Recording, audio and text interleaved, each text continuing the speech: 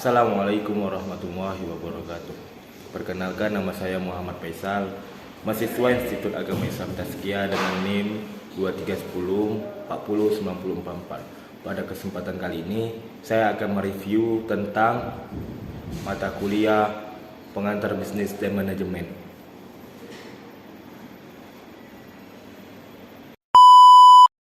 Pertama, pengertian urgensi tauhid bagi pembisnis. Tauhid adalah konsep dasar dalam agama Islam yang mengacu pada keyakinan akan keesaan Allah Subhanahu wa taala. Ini mencakup keyakinan bahwa Allah Subhanahu wa taala adalah satu-satunya Tuhan, tiada Tuhan selainnya, dan bahwa tiada Tuhan dan sekutu baginya. Konsep tauhid memainkan peran sentral dalam ajaran Islam dan memandu umat muslim untuk mengakui keesaan dan keagungan Allah Subhanahu wa taala dalam segala aspek kehidupan. Tauhid dalam konteks agama Islam merujuk pada keyakinan akan keesaan Allah Subhanahu wa taala. Bagi pembisnis muslim, urgensi tauhid terletak pada kesadaran bahwa segala aktivitas bisnis harus dilakukan dengan itikad yang tulus, adil, dan sesuai dengan nilai-nilai Islam. Tauhid adalah konteks bisnis yang merujuk pada konsep kesatuan atau keesaan Tuhan dalam pengelolaan dan pelaksanaan aktivitas bisnis. Dalam perspektif ini bisa dijalankan dengan mempertimbangkan nilai-nilai etika, keadilan, integritas, sejalan dengan prinsip-prinsip tauhid. Pemahaman ini dapat mempengaruhi pengambilan keputusan, hubungan dengan pelanggan dan mitra bisnis, serta praktik bisnis secara keseluruhan dengan tujuan mencapai kesuksesan yang seimbang antara aspek material dan spiritual. Adapun contoh-contohnya, diantaranya contoh penerapan tauhid bagi seorang pembisnis adalah dengan menjalankan usaha dengan prinsip-prinsip Islam, seperti adil dalam transaksi, menghindari riba, dan memberi hak-hak karyawan dengan sesuai.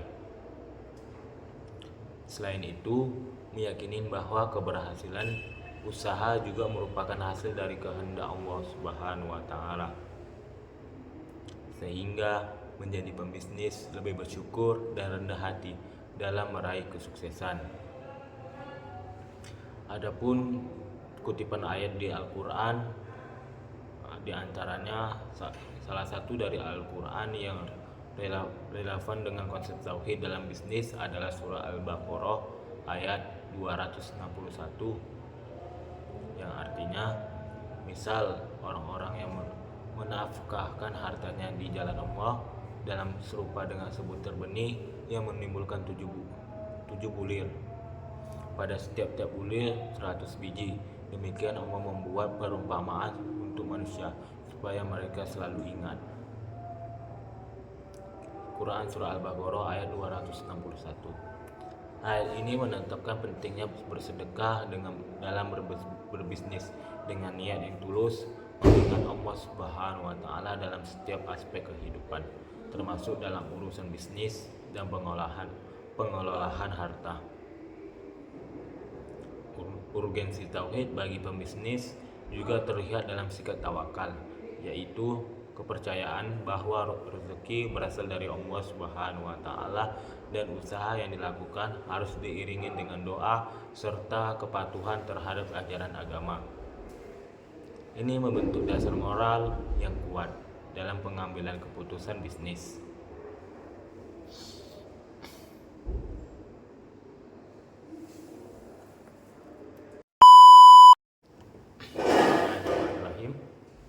Bab kedua, bisnis adalah kegiatan atau aktivitas yang dilakukan oleh individu atau organisasi dengan tujuan untuk mendapatkan keuntungan melalui produksi, pembelian, dan penjualan barang-barang.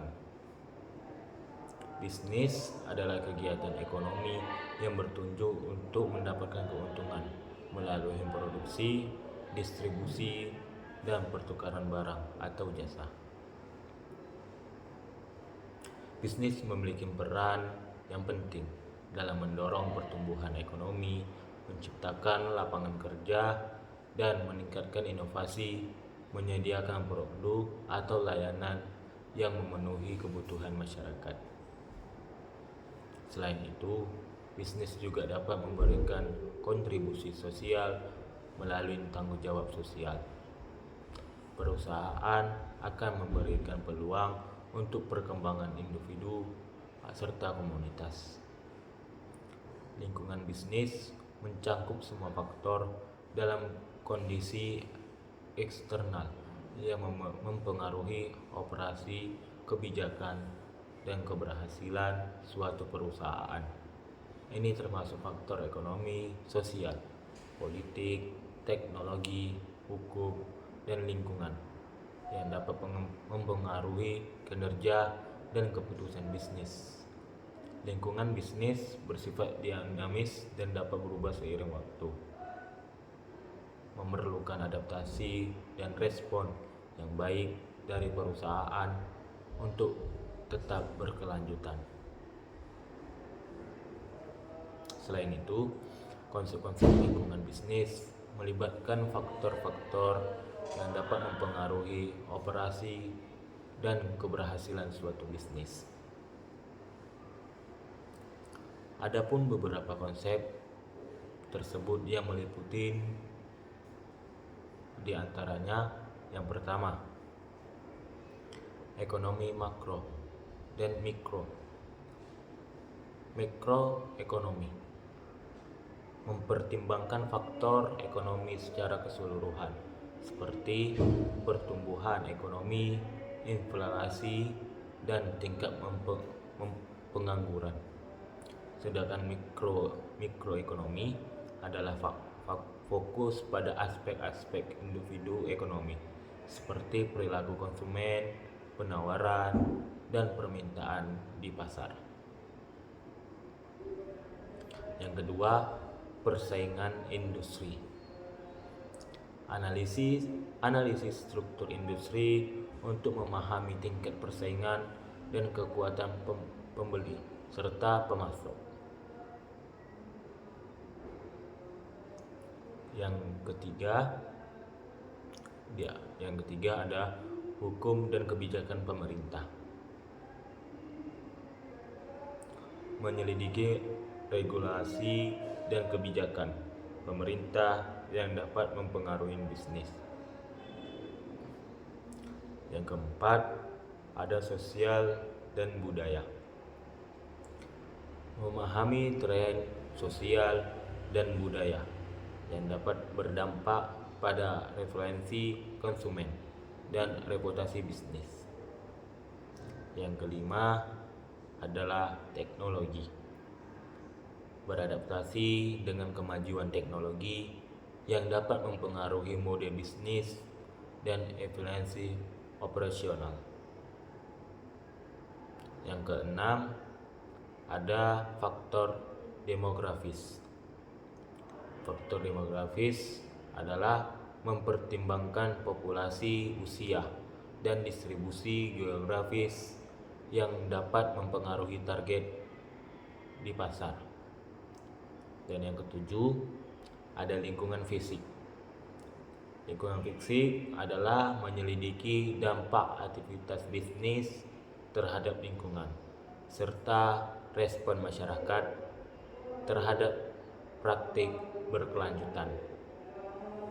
Adapun yang ke-8, etika berbisnis.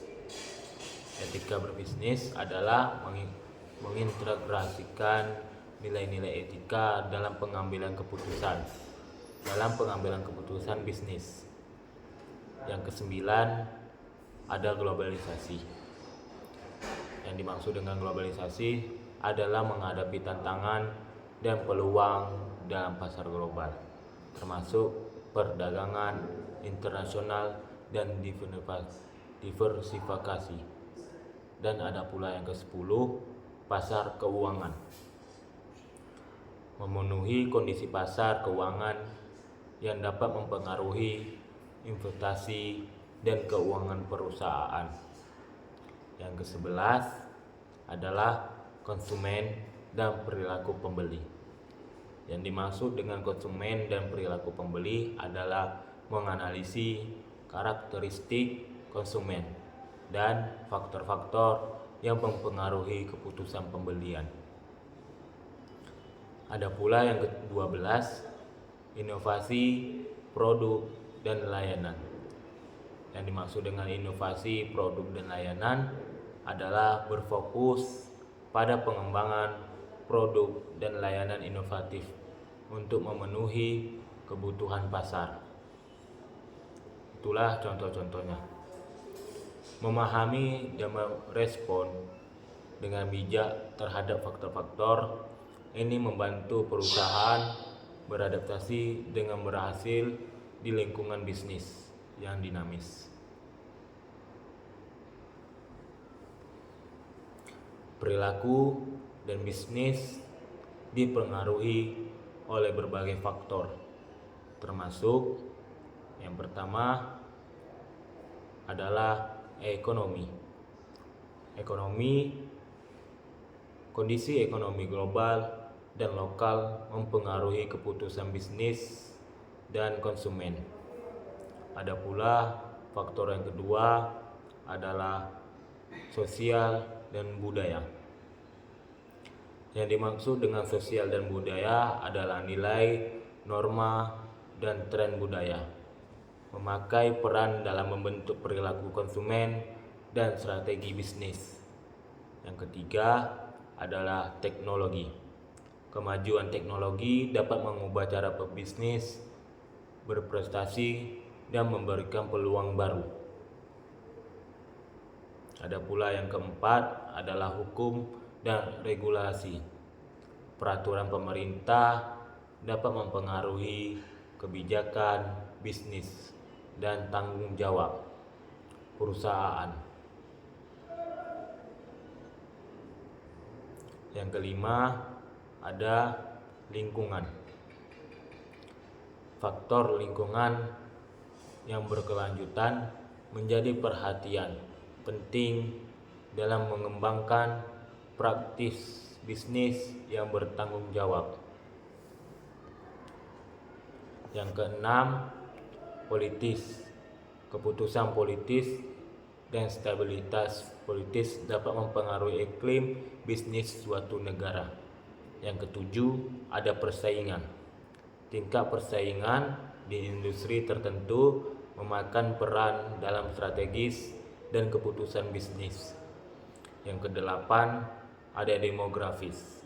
Struktur populasi seperti usia dan pendapatan dapat mempengaruhi pemerintah, produk, dan layanan. Yang kesembilan, ada perubahan perilaku konsumen. Yang dimaksud dengan perubahan perilaku konsumen adalah perilaku dalam profesi dan perilaku konsumen dapat memaksa bisnis untuk beradaptasi. Dan yang ke-10 adalah inovasi.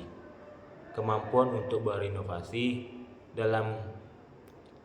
dapat membedakan bisnis dan memberikan keunggulan kompetitif. Itulah faktor-faktornya. Dan faktor-faktor ini saling terkait dengan kompleks, membentuk lengkap dinamis yang mempengaruhi perilaku dan bisnis secara keseluruhan.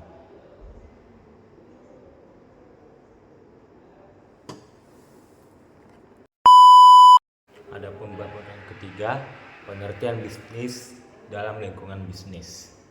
Bisnis adalah kegiatan ekonomi yang melibatkan produksi, distribusi, dan pertukaran barang atau jasa dengan tujuan yang dapat keuntungan.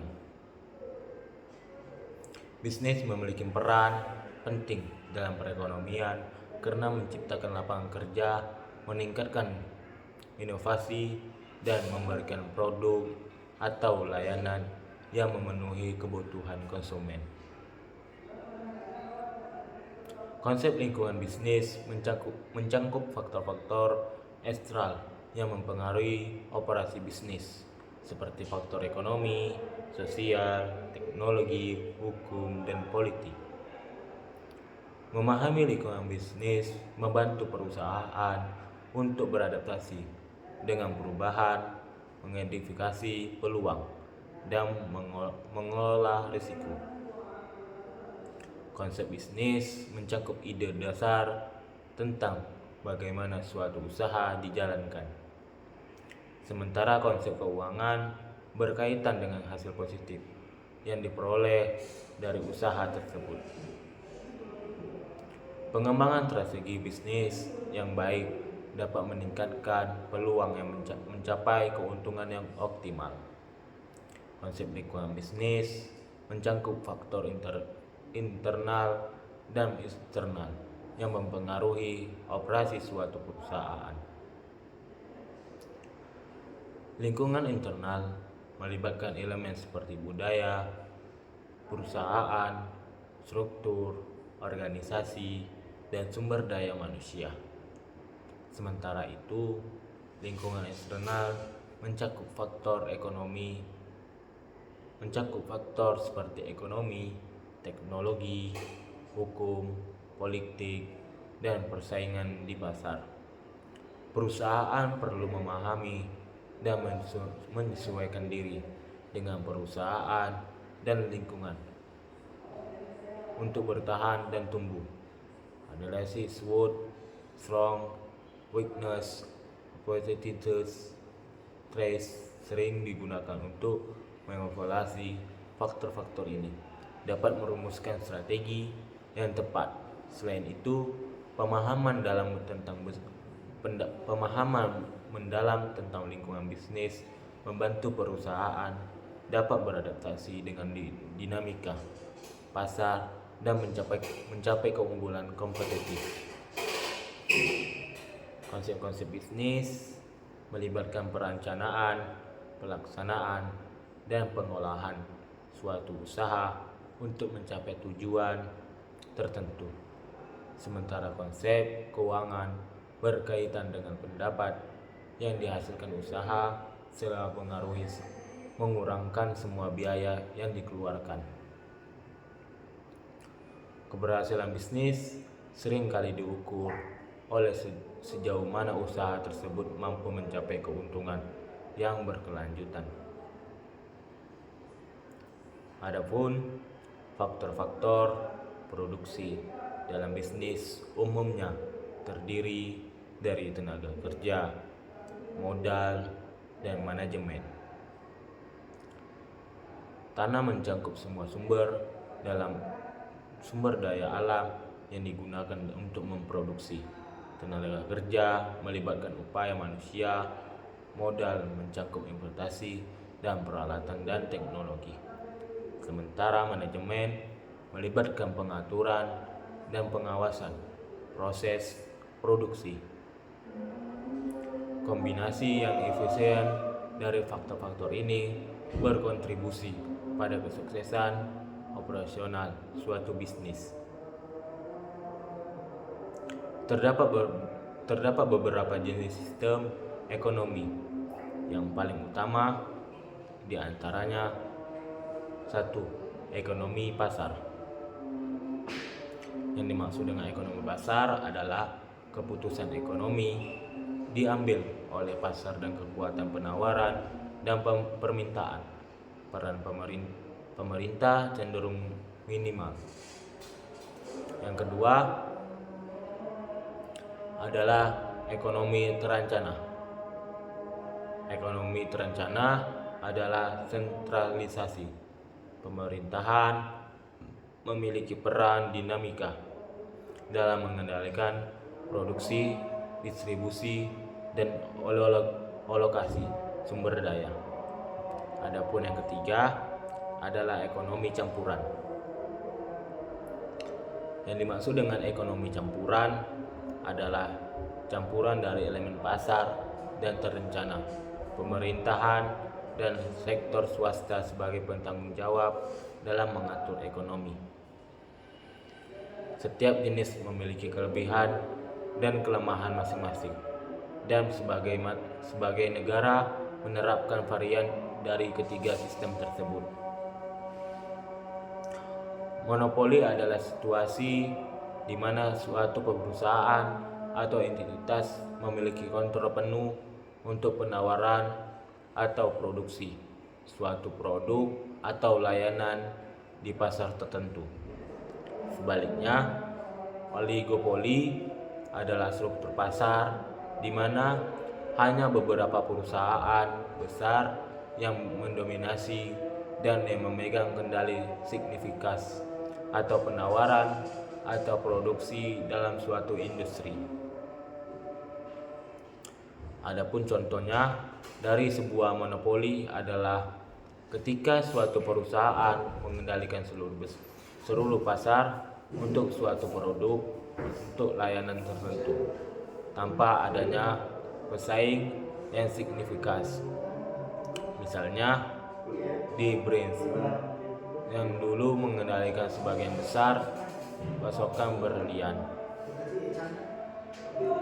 Sementara itu, contoh dari oligopoli adalah ketika hanya beberapa perusahaan besar yang didominan dalam industri yang tertentu. Sebagai contoh, industri otomotif global dengan beberapa perusahaan besar seperti Toyota, Ford, dan Volkswagen yang mendominasi pasar. Bab keempat, intervensi new-venture dalam bisnis. Owner, pengertian intervensi new-venture dalam bisnis. New-venture ke perusahaan usaha baru mengacu pada proses menciptakan dan pengembangan usaha yang inovatif atau baru. Ini melibatkan identifikasi peluang, pengembangan ide bisnis, dan pelaksanaan terencana untuk mencapai tujuan bisnis. Kepemilikan bisnis mengacu pada pengembalian saham atau hak kontrol atau suatu perusahaan.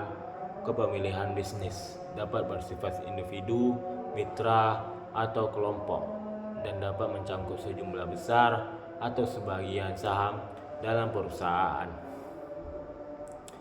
Keduanya saling terkait dalam konteks bahwa kewirausahaan untuk baru seringkali melibatkan pembentukan pemilihan bisnis baru atau perusahaan yang dimiliki oleh wirausaha tersebut. Bisnis kecil merujuk pada suatu yang memiliki skala operasional outsourced dan sejumlah karyawan relatif kecil. Umumnya, bisnis kecil dimiliki dan dijalankan oleh individu atau kelompok kecil dengan sumber daya terbatas. Usaha kecil biasanya mengacu pada perusahaan milik swasta pada jumlah karyawan dan pendapatan relatif rendah. Perusahaan ini dapat menjangkau sebagai industri seperti retail, jasa, atau teknologi dan seringkali dirincikan oleh operasinya yang bersifat lokal. Entrepreneurship adalah proses di mana seorang yang disebut entrepreneur menciptakan dan mengelola usaha atau bisnis baru melibatkan pengambilan risiko, inovasi, dan kemampuan untuk melihat peluang bisnis. Para entrepreneur berusaha untuk mengembangkan ide-ide baru, mengelola sumber daya, dan mengatasi tantangan untuk mencapai kesuksesan dalam dunia bisnis. Wirausaha memiliki beberapa karakteristik, termasuk inovatif, memiliki keberanian mengambil risiko, kreatif, memiliki kemampuan beradaptasi, tekun, dan memiliki kemampuan untuk belajar dan berkembang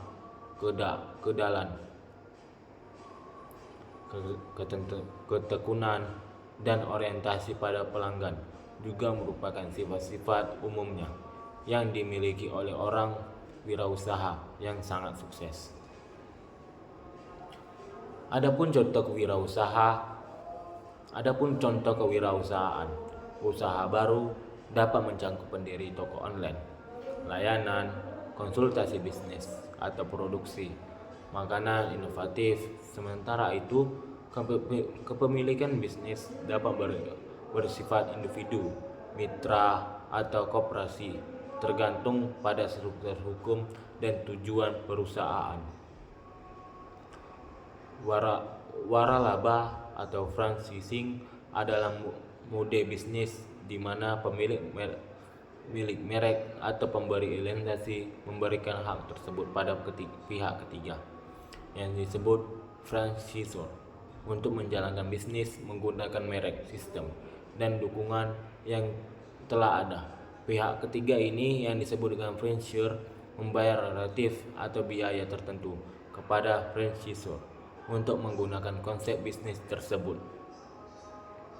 Waralaba memungkinkan produksi yang konsisten dan suatu merek atau kondisi bisnis di berbagai lokasi. 5. Manajemen of business.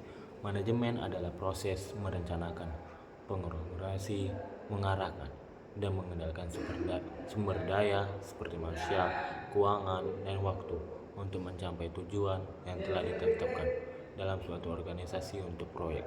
Ini melibatkan pengambilan keputusan, pengolahan, dan sumber daya seperti penilaian kinerja untuk mencapai evaluasi, dan adapun pengertian lain dari manajemen ialah manajemen bisnis adalah proses perencanaan, pengorganisasian, pekoordinasian, pengarahan, dan pengawasan sumber daya dalam suatu perusahaan atau organisasi untuk mencapai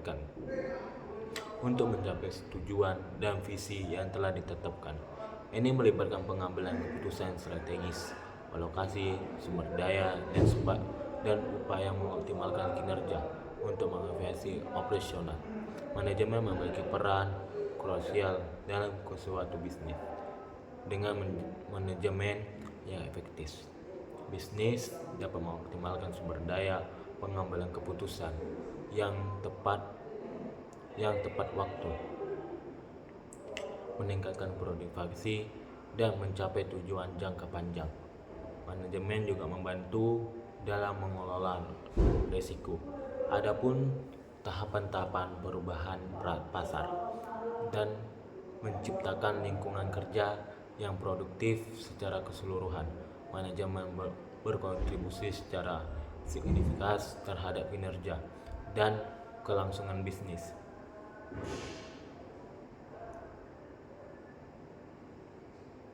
Manajemen bisnis melibatkan berbagai aspek termasuk perancangan, pengorganisasian, pengarahan, pengendalian. Sebagai contoh, dalam perusahaan makanan. 1. Perencanaan menentukan petunjuk jangka panjang, perencanaan penetapan tujuan jangka pendek dan jangka panjang, misalnya meningkatkan perusahaan atau memperluas pasar.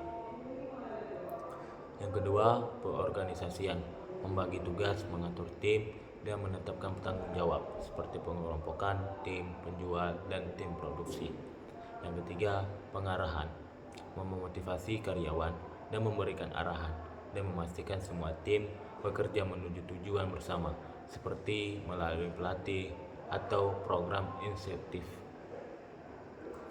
Yang keempat, ada pengendalian, mengawasi kinerja, evaluasi hasil, dan membuat perusahaan jika diperlukan, seperti mengukur penjualan harian dan mengidentifikasi area yang perlu diperbaiki.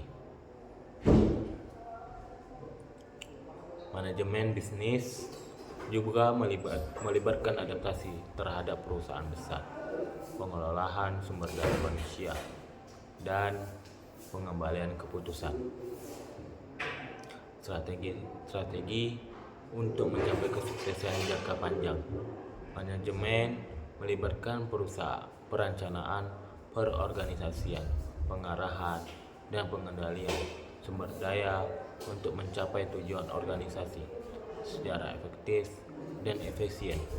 Proses ini berlanjut secara berkesinambungan.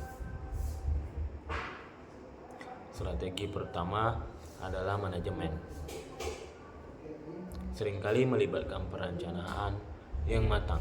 Ini mencakup penentuan tujuan, identifikasi sumber daya yang diperlukan, dan perencanaan langkah-langkah untuk mencapai target tersebut.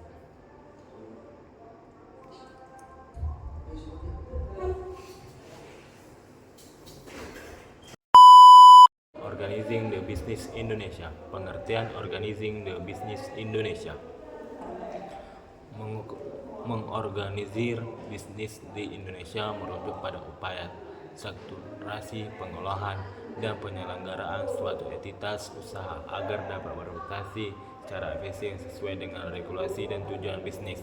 Ini melibatkan pembentukan struktur organisasi, penentuan tugas dan tanggung jawab, serta pengolahan sumber daya untuk mencapai tujuan bisnis. Adapun contoh dari pengorganisir bisnis di Indonesia dapat mencakup pembentukan struktur organisasi yang sangat jelas,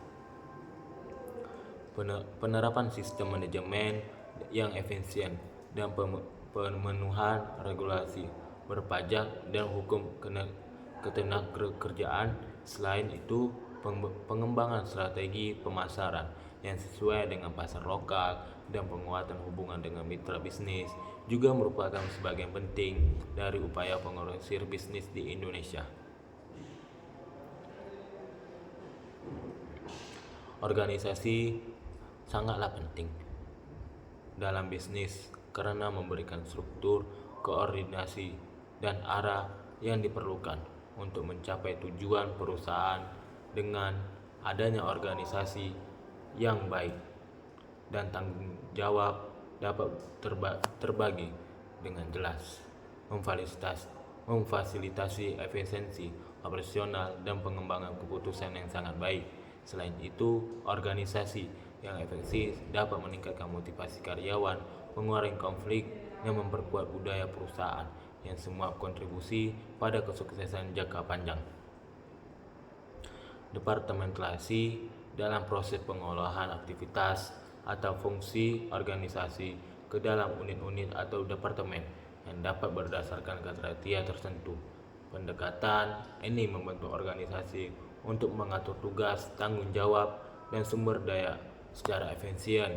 Beberapa kriteria departementalisasi meliputi fungsi, produk, wilayah, geografis, pelanggan, atau jenis proses. Tujuan utama departementasi adalah meningkatkan koordinasi, pengelolaan, dan efektivitas dalam menjalankan operasi organisasi. Entrepreneuring adalah konsep di mana karyawan di dalam sebuah perusahaan mengadaptasi sikap dan praktik kewirausahaan untuk menciptakan inovasi, pengembangan proyek baru, atau meningkatkan proses bisnis internal. Ini melibatkan semua kewirausahaan di dalam perusahaan, mendorong karyawan untuk berpikir kreatif, mengambil risiko yang terukur, dan memajukan ide-ide baru untuk meningkatkan kinerja perusahaan secara keseluruhan. Entrepreneuring sering kali didukung oleh budaya perusahaan yang mendorong eksperimen dan kolaborasi antar tim internal. 7. Operation Management Quality. Pengertian Operation Management Quality. Pengertian kualitas manajemen operasi mengacu pada kemampuan suatu organisasi dalam mengolah proses operasionalnya untuk mencapai standar yang diinginkan dalam hal efisiensi, efektivitas, dan kepuasan pelanggan. Ini melibatkan perencanaan, pengawasan, dan perbaikan terus-menerus untuk memastikan bahwa operasi berjalan dengan optimal dan memenuhi atau melebihi harapan.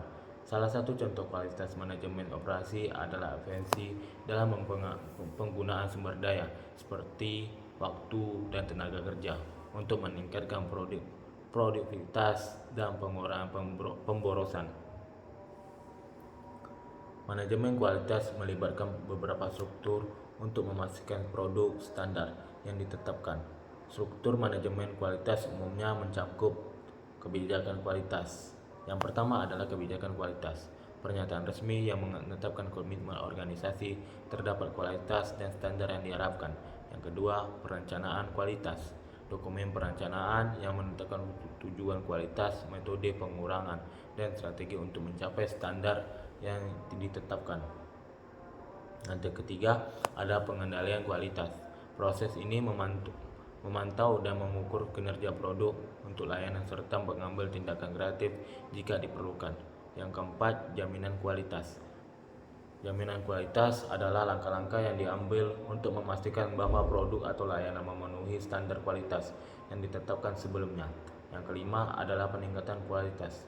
Proses evaluasi dan perbaikan berkinerja untuk meningkatkan evaluasi dan efektivitas organisasi.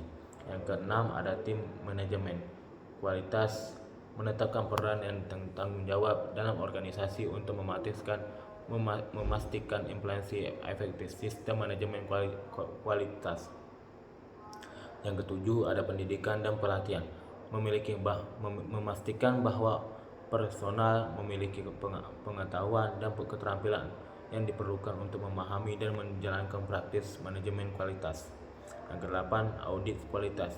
Proses pemeriksaan independen untuk memiliki efektif sistem manajemen kualitas untuk menentukan area peringkat potensial. Penting untuk dicatat bahwa struktur ini dapat bervariasi tergantung pada jenis industri dan spek organisasi. Strategi bisnis adalah rencana yang dirancang untuk mencapai tujuan jangka panjang sebuah organisasi. Pengertian strategi bisnis mencakup peraturan cara organisasi akan beroperasi dan mencapai keunggulan. Melibatkan implementasi strategi tersebut dalam kegiatan sehari-hari seperti produksi, distribusi, dan pelayanan. Jadi, strategi bisnis membimbing operasi bisnis dalam mencapai visi dan misi perusahaan. Operational planning adalah suatu proses di mana organisasi merencanakan dan mengelola aktivitas operasionalnya untuk mencapai tujuan bisnis. Ini melibatkan perencanaan dan koordinasi sebagai aspek seperti produksi, distribusi, pengolahan, rantai pusaka, dan sumber daya manusia. Operasi planning bertujuan untuk memastikan bahwa sumber daya menggunakan secara efisien produk atau layanan tersebut dengan tujuan standar kualitas dan tujuan perusahaan tercapai dengan baik. Operational planning mencakup sejumlah aspek yang memiliki perancangan dan pengolahan sebagai fungsi dalam suatu organisasi. Beberapa elemen utama dari operational planning melibatkan: yang pertama, perencanaan produksi. Menentukan jumlah produksi jadwal dengan metode yang optimal untuk mencapai tujuan produksi. Yang kedua, manajemen rantai pasokan, merencanakan aliran barang atau jasa pemasokan hingga konsumen dengan efisien. Yang ketiga ada penjadwalan sumber daya, menentukan sebagai sumber daya seperti tenaga kerja, mesin, dan peralatan yang digunakan sepanjang waktu. Yang keempat, pengolahan persediaan, menentukan tingkat kesediaan yang optimal untuk memenuhi pemerintah penganggaran tanpa menyebabkan kelebihan persediaan. Kelima, kualitas dan pengadilan proses. Kualitas dan pengendalian proses, memastikan bahwa produksi atau layanan memenuhi standar kualitas yang diterapkan, melibatkan mengendalikan proses untuk mencegah catatan atau masalah. Yang keenam, pemeliharaan dan perawatan, merencanakan pemeliharaan dan perawatan fasilitas untuk memastikan kelengkapan operasi. Yang ketujuh, manajemen kapasitas, menilai dan merencanakan kapasitas produksi yang diperlukan untuk memenuhi permintaan. Yang kedelapan ada manajemen tenaga kerja, menentukan kebutuhan tenaga kerja, merangkap pelatihan dan pengolahan karyawan untuk mendukung operasi perusahaan. Semua aspek ini bekerja sama untuk memastikan bahwa operasi organisasi berjalan dengan efisien dan efektif.